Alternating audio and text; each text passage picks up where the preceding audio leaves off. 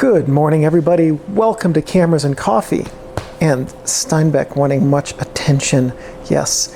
And in today's video, we're going to talk about why even bother photographing. But first, the intro.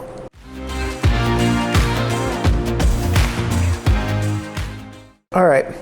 Well, today I am enjoying a lovely, absolutely lovely, very smooth Ethiopia coffee from Origin Coffee Bar in, where were they? Savannah, Georgia, I think. I think that sounds right. Anyway, just fantastic roast. But let's talk about what we're going to cover today. Why bother with photography? Why bother photographing anything? Why do we do it? I think this is a question I've been thinking about a lot lately. As I've been looking at the different things that I've been trying to do creatively. Write my second novel, which is drafted and quite lengthy, and still needs some editing. Getting through that so I can write another one, continuing to photograph and work on my YouTube channel, things like that, the creative things that I do in my life. And so I get to thinking, why? And so today, the question I have for you to answer, and feel free to answer this in the comment, of course, why do you photograph? And then in a couple of weeks, think about this, come back again, watch the video, and update your answer, and let me know how thinking about this over the next couple of weeks changes your opinion on this. I think the question of why we photograph is one that we should apply to why we do anything creative. Why do we write, dance, tell jokes, paint, sculpt, build, design, whatever it happens to be? Any sort of creative venture or art form, what is the reason for it? And I think this is a pretty personal question in that it could very easily be, I photograph so that I can show an important thing about human life to lots of people and create high art. Or it could be something like, I photograph because I have a very stressful job and it gives me an excuse to go out in nature or down to the city or something like that to do something that is low stress and that I can have a level of immediate success at. Both of those are very good reasons, by the way, to take a camera with you and photograph things. It could be, I photograph just to record my kids' soccer games or birthday parties or whatever. I don't know that there's a wrong reason to participate in it, photography or any art writ large, with the exception of doing it to hurt other people. So at any rate, what I'm asking is, what is your reason to photograph? But larger, more broadly, why do we as people engage in creative arts? And so I think for me, the answer to that is, why do I engage in anything creative, is to have a stronger understanding of and bond with other people. Okay, so I'm not a big portrait photographer. Like I do them, but it's not on occasion, rare occasion. I'm mostly out in nature photographing the world, right? Or I photograph Steinbeck and other dogs quite a lot. And through that work, one of the things I get the opportunity to do is, when I'm out photographing nature, is to get to become closer to that subject which I'm photographing, that nature. And I think that's an important thing to help me keep grounded in a connection to something that is outside the walls of this apartment that I spend, 90% of my life inside of anymore. So, not any reason, I just work from home, and I only ever throw on fancy clothes anymore to make cameras and coffee videos, pulling back the curtain here a little bit. At any rate, but when I write, when I'm working on my novels, those are always focused around characters and other people, and they pull from real experiences through my life and things like that. And so when I'm doing that side of the creative work, it's really directed at understanding other people and trying to see the humanity in other people more directly.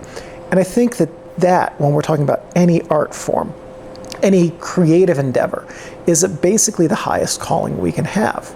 To use it to connect better with other people, right?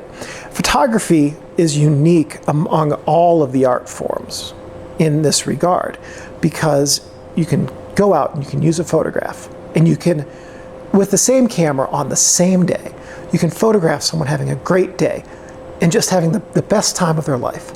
You can photograph someone having an absolutely terrible day, the worst day of their life. You could do that in 2 different rooms. If you don't believe me, go to a hospital, walk down the hall. You'll see people having a great day, going home discharged, ringing the cancer bell, and then you can walk down the hall or a few halls and see someone, you know, who is crying because they are about to lose their child who was born and could not survive.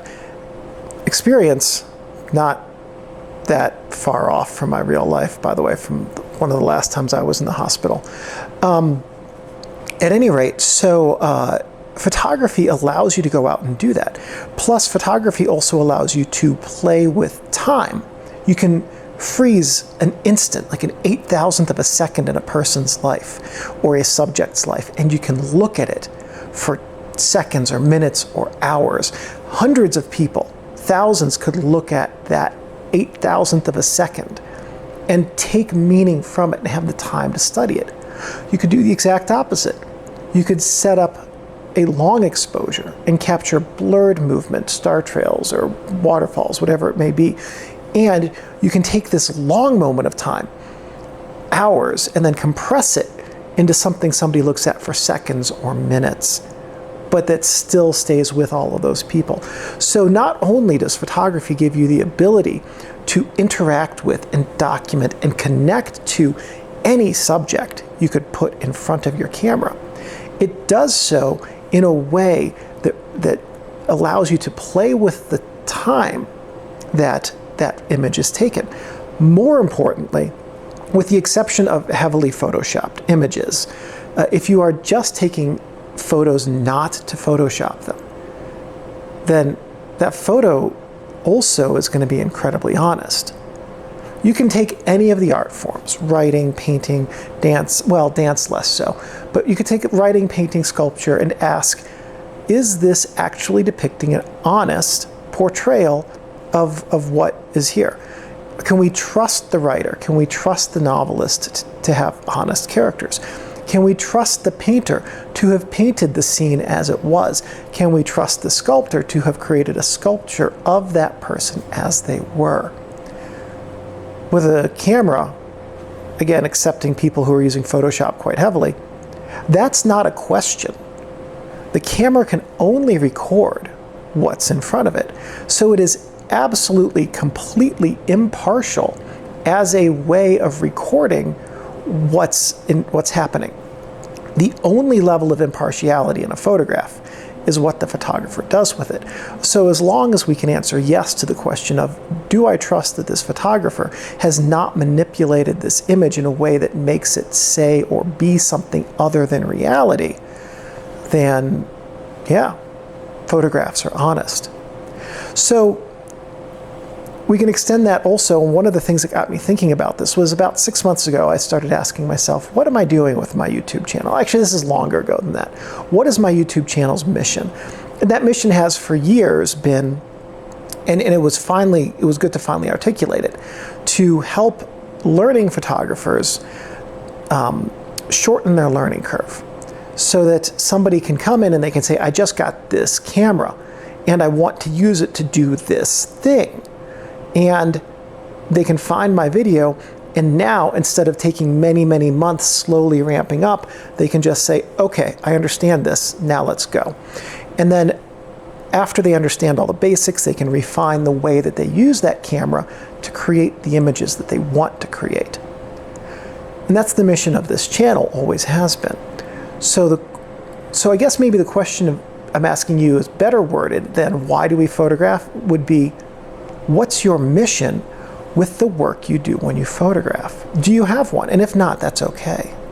And sometimes it takes a while to find one. Sometimes we don't actually need one, especially if it's something we do just to escape, you know, the ICU job we've had for the last few years, for those of you who are nurses and things like that in the COVID wards. So I have known a handful of people who have been in that situation, and that's a tough job. Anyway, so I guess the question for you is, why do you photograph? What's the mission behind the work that you want to do photographically? Answer it now. Answer it again in a few weeks after you've thought about it. And if you get the opportunity to do both of those, I would also really be interested in hearing from you as to how answering that question affects your work and your approach to your work. Thank you everybody for watching. I will see you again in the next Cameras and Coffee. Do you want to go for a walk? I'll take that as a yes.